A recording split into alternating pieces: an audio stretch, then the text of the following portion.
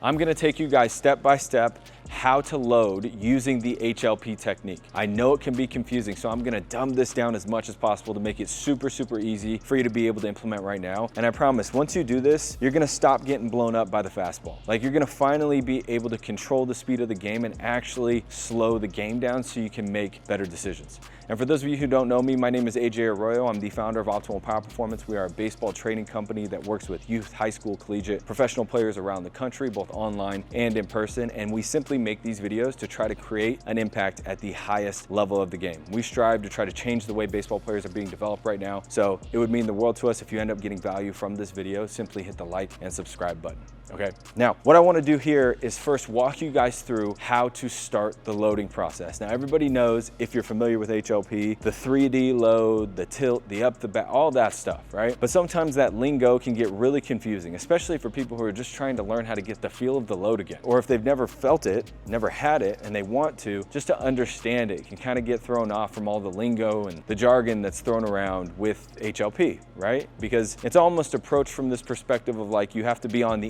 in order to get it, and you really don't. I'm gonna dumb it down in this video to make it really easy. So the first thing that we wanna do is just start with the head over the foot, okay? Basic concept. Now, I notice whenever I watch, an MLB game, there are guys that start with the head in front of their front foot, okay? That's fine. But if you're here right now and you're trying to learn how to load better, we're just gonna constrain ourselves to try to find the feel faster than what we normally do, okay? So the easiest way to find it is just head over this back foot just like this.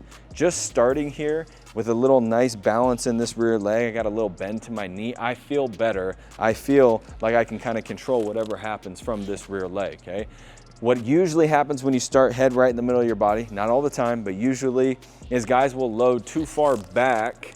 So they'll do this swaying motion in their load, which then all they end up doing is kind of turning this corner too fast and then running forward in their loading process, okay? So they go back, they sway too far back, kind of over their rear leg, and then they end up, the only thing they can do from there is push out of their rear leg. We don't want to do that, okay? So imagine, I'm just gonna start now head over the foot. When I do that, I'm not going back anymore. There is no more back, okay? The only time I go back is when I go forward. I'm gonna explain that really easy for you here in just a second, but keep that in mind. The only time I go back is when I go forward. I don't need to have this big back motion to start my load, okay? So first things first, head over the foot. That's step one, okay? The second thing is I need to gather the feeling of what it's like to actually turn this back right pocket towards the pitcher, all right? Which is really easy. For a lot of us, it's gonna require some type of a forward move, so that way we can learn how to coil forward. So all I'm gonna do is start with this foot up on a toe, think shoulder width apart, just like this, head over the foot, and I'm gonna start my front foot up on a toe. Okay, from there, I'm just gonna leave my bat on my shoulder right now. I'm not worried about it. And then I'm gonna take this toe out and I'm just gonna reach like that.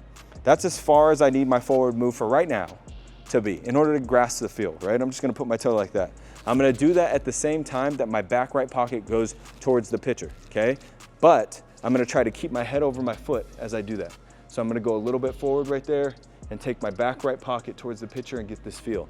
As I try to keep my head over the foot when I do that, you'll notice I stay pretty stacked here. I'm still rear-legged, the front foot's pretty weightless. All I did there was work on the coil forward, okay? Notice how there's no back. I don't need to keep going back. I'm already back enough. I need to feel the feeling of coiling forward, okay? So that's step two, right? So all we've done is two really easy things so far. Head over the foot to start, okay? Right in here, coil forward, step two. Pretty easy concept to grasp, right? The next thing that I wanna do is I'm gonna put my hands in a spot where I know that I can feel my scap clamp, okay? That's where it gets a little bit confusing. So the easiest way to go about it, take this scap and just tuck it back already, okay? Just tuck it back, trust me, okay? Tuck it back to start.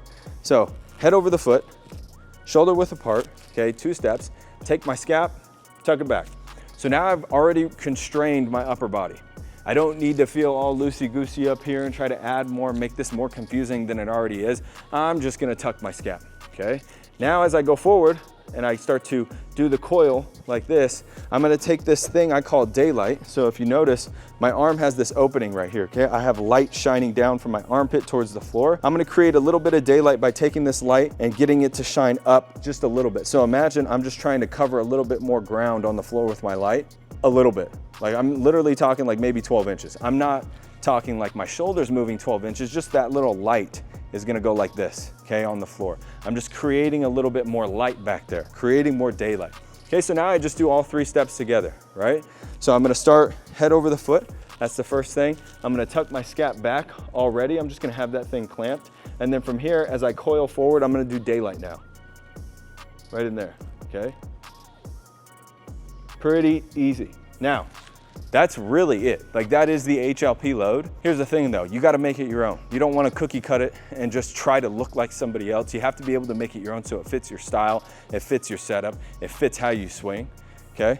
So the next thing that I'm gonna do there is try to slow it down by picking my leg up, and then I'm gonna do everything as long as possible until I have to put my front foot down. It may look a little bit weird, but I'm training something, okay? So scap back, head over the foot, and all I'm gonna do here is simply reach that front foot out and do it slow. Right in there, okay? Now that is way longer than I'll ever need in a game. It's way longer than what I'm gonna need in a game, but that's the point. And then I'm just gonna keep doing that in training over and over and over again. I'll do it on the tee, I'll do it on flips, and eventually I'm gonna be able to blend all these moves. I'm gonna be able to flow through them with whatever my starting point actually is. This is actually my normal starting point right in here. And then I'm just gonna be able to blend all through them as I go through my loading process, right? But if I don't know how to create the feeling, then I just watch these YouTube videos. I'm just gonna try to copy what it looks like. I'm gonna think, okay, up the back, around the leg, tilt when I swing, and then that's where stuff gets confusing. Don't make it harder on yourself than it needs to be. Okay, so I'm just gonna really quick reiterate all 3 of the steps, okay? First thing, head over the foot, okay? If you wanna start with the scap clamped, you can just constrain that. If you know that your arms get really involved, you can do that right away. I don't need to, so I'm gonna keep my scap pretty loose to start. And what I'm gonna do here is step 2, as I coil forward, that's where I'm gonna do daylight and the scap all together. Right in there now, okay? And then I'm gonna slow it down. Right in there. And then you'll actually end up swinging and hitting on the tee, on flips, whatever. When you understand that feel, you have the 3D load, you have the up the back, you have the corner. You created it all without using any of the lingo and without getting confused. So I hope this video simplified it for you guys. If you're interested in learning more, we have a description down below.